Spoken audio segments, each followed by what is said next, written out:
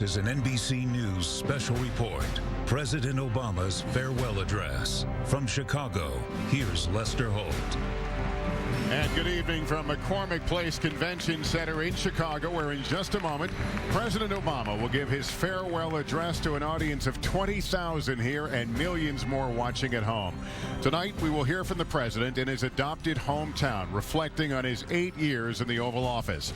Just a short time ago, I concluded my interview with the president aboard Air Force One, and then later we spoke at one of his favorite diners in Chicago's Hyde Park. He told me he plans to express his gratitude to those who helped get him here, even as his legacy faces serious challenges from his successor, President-elect Donald Trump, who takes over the office in just 10 days' time.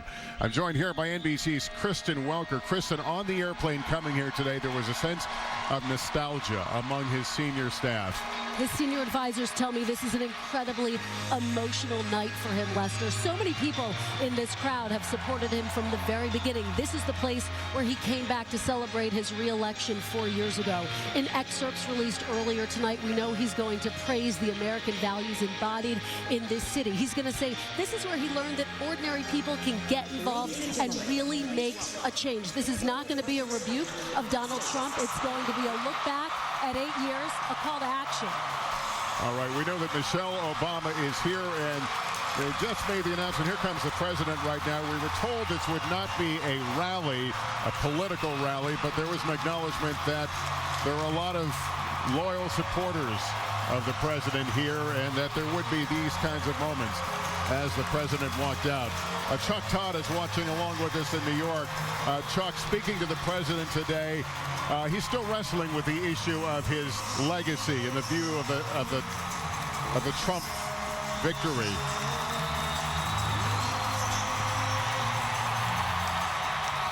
Well, Lester, I think there's understandable why he is a little bit, because some stuff could get undone with a stroke of a pen within an hour that he takes the oath. And here is the president. It's good to be home.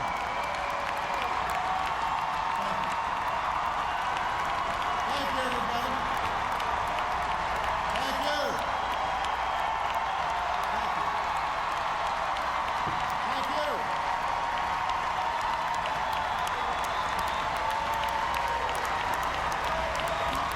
Thank you so much. Thank you. Thank you. Thank you. It's good to be home. Thank you. Thank you.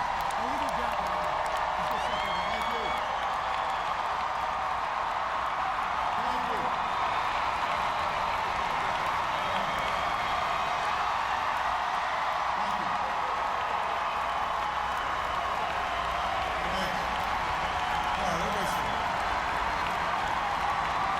We're on live TV here. I gotta move. Come on.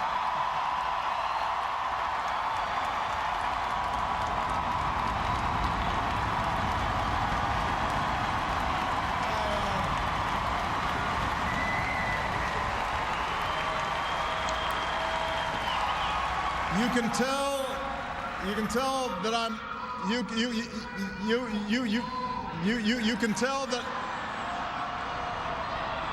can tell that I'm a lame duck because nobody's following instructions. Everybody have a seat.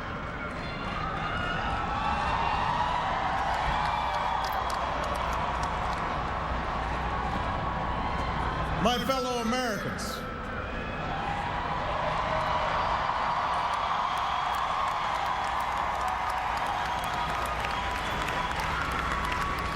Michelle and I have been so touched by all the well wishes that we've received over the past few weeks.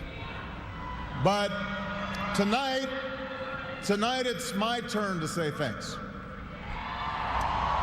Whether we have seen eye to eye or rarely agreed at all,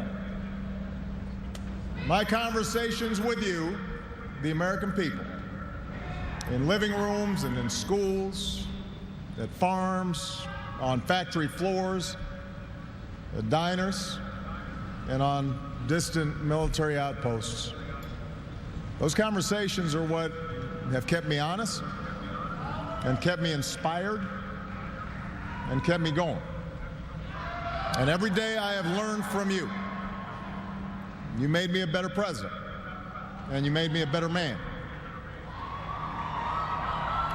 So I first came to Chicago when I was in my early 20s, and I was still trying to figure out who I was, still searching for a purpose in my life.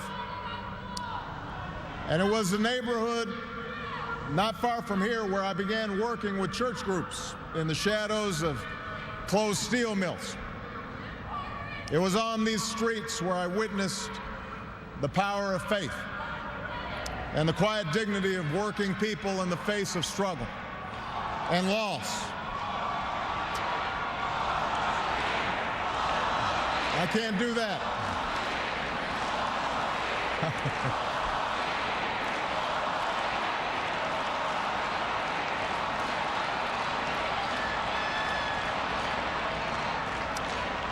Now, this is where I learned that change only happens when ordinary people get involved and they get engaged and they come together to demand it. After 8 years as your president, I still believe that. And it's not just my belief. It's the beating heart of our American idea, our bold experiment in self-government. It's the conviction that we are all created equal, endowed by our Creator with certain unalienable rights, among them life, liberty, and the pursuit of happiness. It's the insistence that these rights, while self-evident, have never been self-executing. That we, the people, through the instrument of our democracy, can form a more perfect union. What a radical idea. The great gift that our founders gave to us. The freedom to chase our individual dreams through our sweat and toil and imagination, and the imperative to strive together as well to achieve a common good, a greater good. For 240 years, our nation's call to citizenship has given work and purpose to each new generation. It's what led patriots to choose republic over tyranny, pioneers to trek west, slaves to brave that makeshift railroad to freedom. It's what pulled immigrants and refugees across oceans and the Rio Grande. It's what pushed women to reach for the ballot. It's what powered workers to organize. It's why GIs gave their lives at Omaha Beach and Iwo Jima, Iraq, and Afghanistan. And why men and women from Selma to Stonewall were prepared to give theirs as well.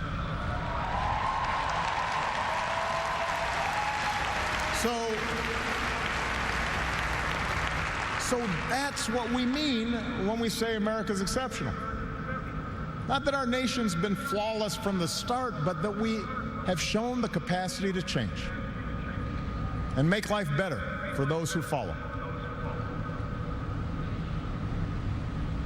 Yes, our progress has been uneven. The work of democracy has always been hard. It's always been contentious. Sometimes it's been bloody. For every 2 steps forward, it often feels we take 1 step back. But the long sweep of America has been defined by forward motion, a constant widening of our founding creed to embrace all and not just some.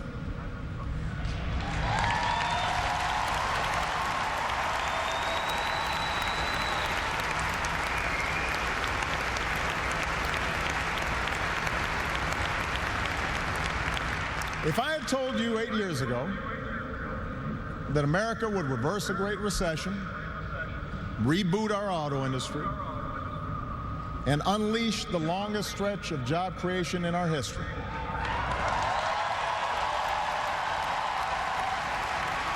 If I had told you that we would open up a new chapter with the Cuban people, shut down Iran's nuclear weapons program without firing a shot, take out the mastermind of 9/11,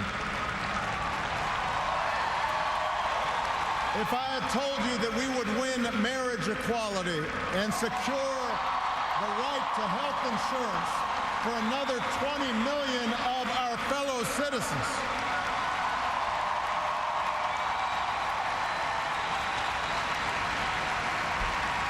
if I had told you all that, you might have said our sights were set a little too high.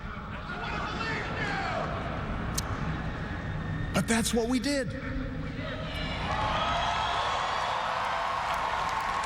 That's what you did. You were the change. You answered people's hopes. And because of you, by almost every measure, America is a better, stronger place than it was when we started.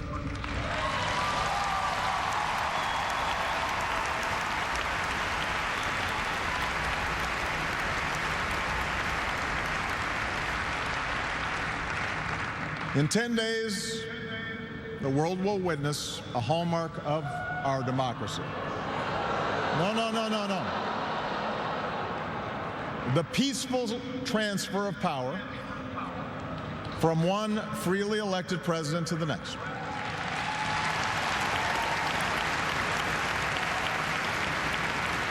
I committed to President-elect Trump that my administration would ensure the smoothest possible transition, just as President Bush did for me. Because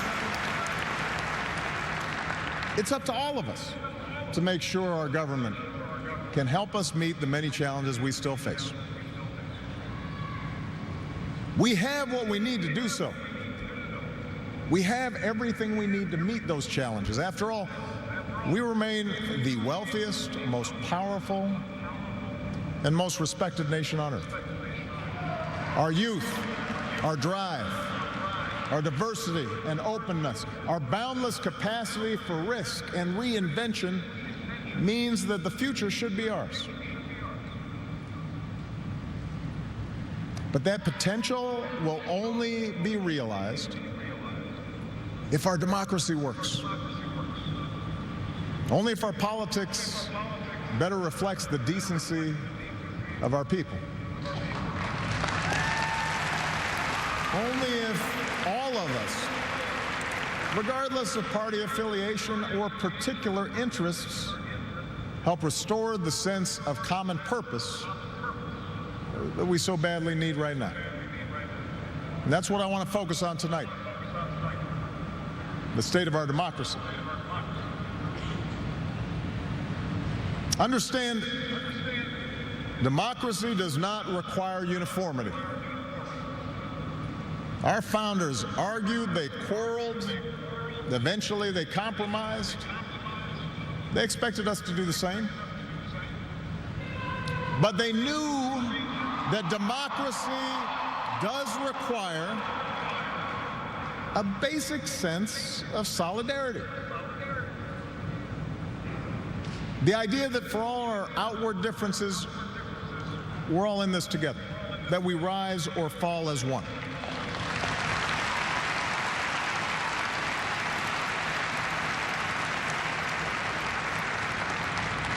There have been moments throughout our history that threatened that solidarity. And the beginning of this century has been one of those times. A shrinking world, growing inequality, demographic change, and the specter of terrorism. These forces haven't just tested our security and our prosperity, but are testing our democracy as well.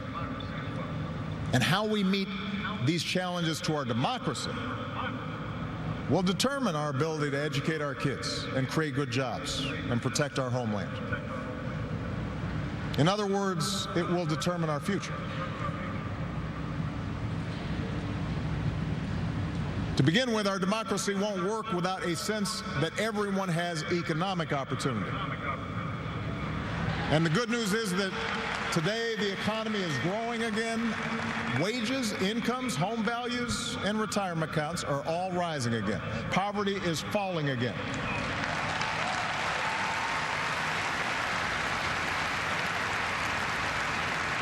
The wealthy are paying a fair share of taxes, even as the stock market shatters records. The unemployment rate is near a 10-year low. The uninsured rate has never, ever been lower.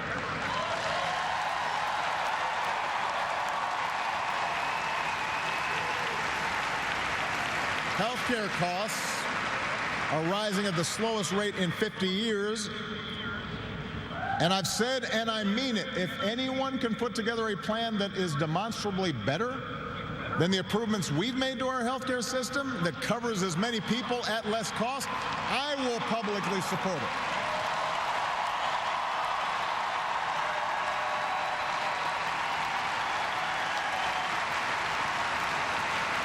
Because that, after all,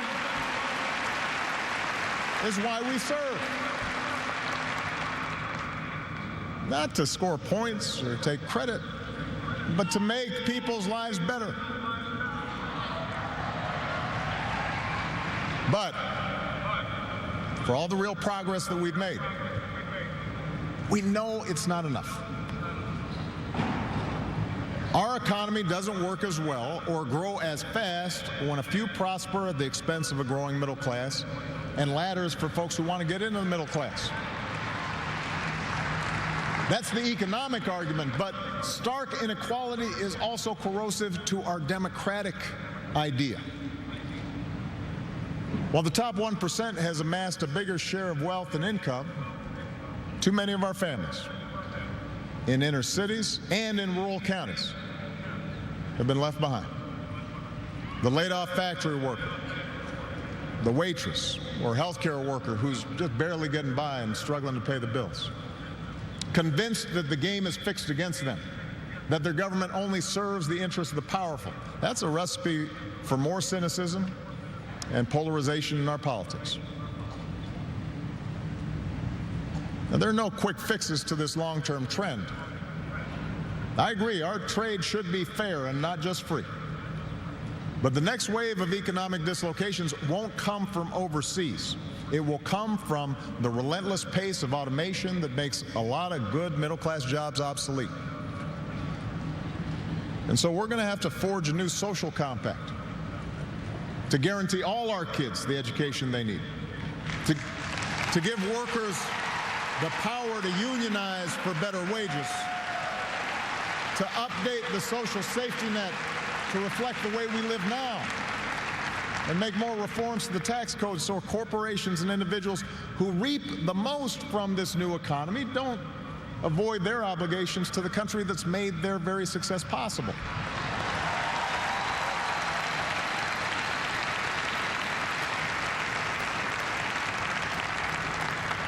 We can argue about how to best achieve these goals, but we can't be complacent about the goals themselves. For if we don't create opportunity for all people, the disaffection and division that has stalled our progress will only sharpen in years to come. There's a second threat to our democracy, and this one is as old as our nation itself. After my election, there was talk of a post-racial America. And such a vision, however well intended, was never realistic. Race remains a potent and often divisive force in our society. Now, I've lived long enough to know that race relations are better than they were 10 or 20 or 30 years ago, no matter what some folks say. You can see it not just in statistics, you see it in the attitudes of young Americans across the political spectrum. But we're not where we need to be. And all of us have more work to do. If every economic issue is framed as a struggle between a hardworking white middle class and an undeserving minority, then workers of all shades are going to be left fighting for scraps while the wealthy withdraw further into their private enclaves.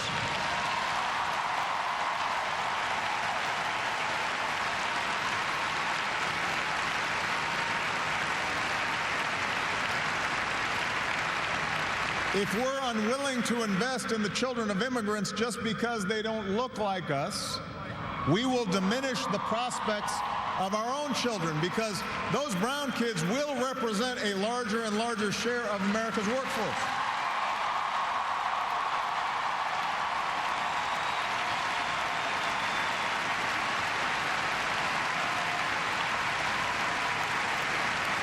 And we have shown that our economy doesn't have to be a zero-sum game. Last year, incomes rose for all races, all age groups, for men and for women. So if we're going to be serious about race going forward, we need to uphold laws against discrimination in hiring and in housing and in education and in the criminal justice system. That is what our Constitution and our highest ideals require.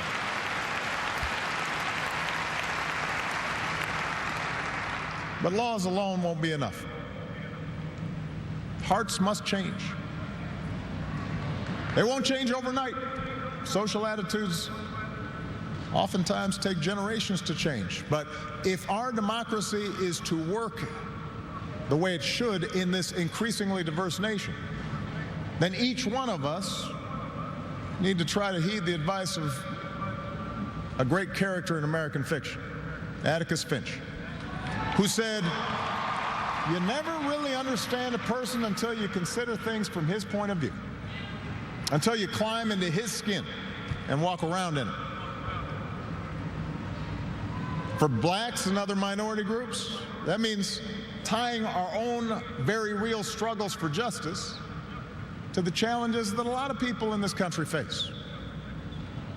Not only the refugee or the immigrant or the rural poor or the transgender American, but also the middle-aged white guy who from the outside may seem like he's got advantages, but has seen his world upended by economic and cultural and technological change. We have to pay attention and listen.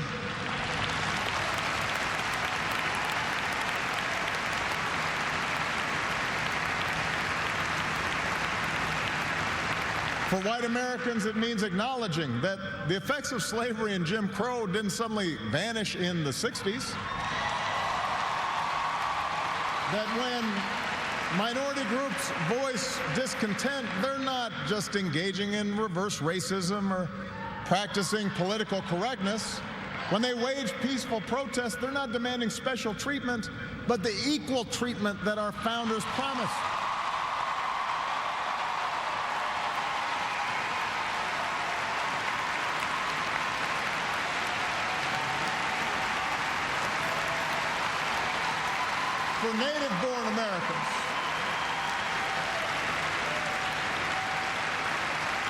For native-born Americans, it means reminding ourselves that the stereotypes about immigrants today were said almost word for word about the Irish and Italians and Poles, who it was said were going to destroy the fundamental character of America.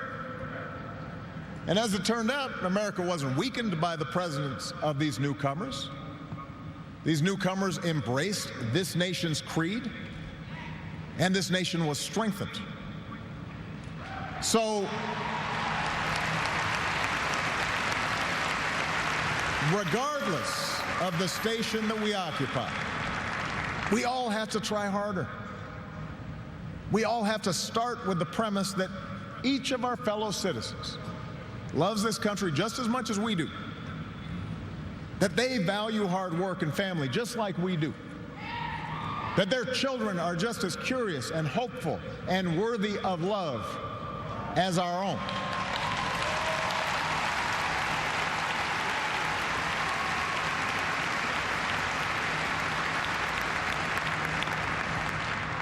And that's not easy to do.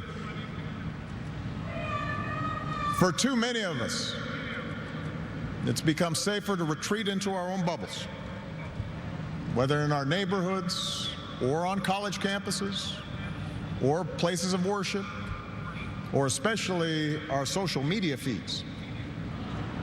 Surrounded by people who look like us and share the same political outlook and never challenge our assumptions.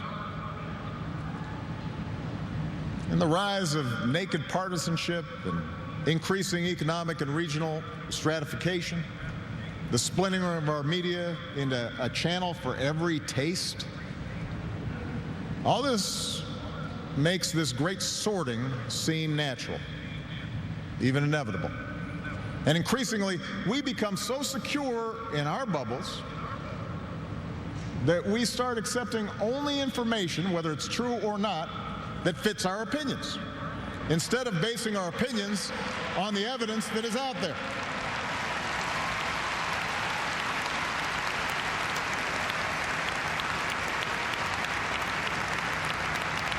And this trend represents a third threat to our democracy. Look, politics is a battle of ideas. That's how our democracy was designed. In the course of a healthy debate, we prioritize different goals and the different means of reaching them. But without some common baseline of facts, without a willingness to admit new information and concede that your opponent might be making a fair point, and that science and reason matter, then we're going to keep talking past each other, and we'll make common ground and compromise impossible.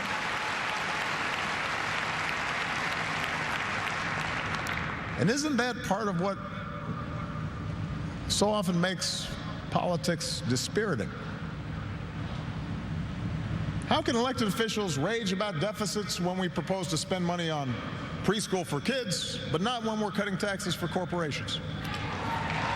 How do we excuse ethical lapses in our own party, but pounce when the other party does the same thing? It's not just dishonest, this selective sorting of the facts. It's self-defeating. Because, as my mom used to tell me, reality has a way of catching up with you.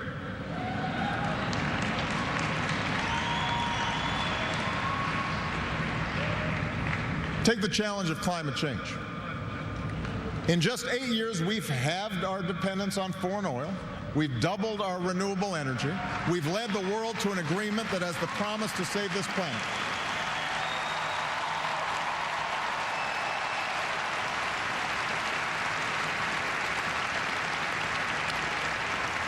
But without bolder action, our children won't have time to debate the existence of climate change.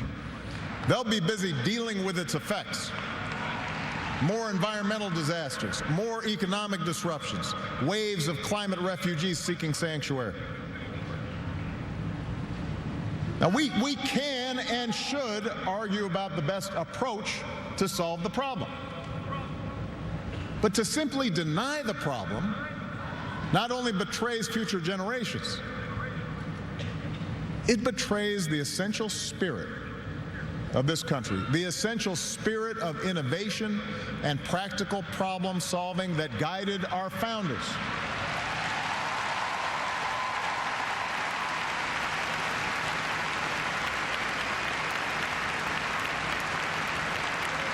It is that spirit. It is that spirit born of the Enlightenment that made us an economic powerhouse. The spirit that took flight at Kitty Hawk and Cape Canaveral. The spirit that cures disease and put a computer in every pocket. It's that spirit, a faith in reason and enterprise and the primacy of right over might that allowed us to resist the lure of fascism and tyranny during the Great Depression.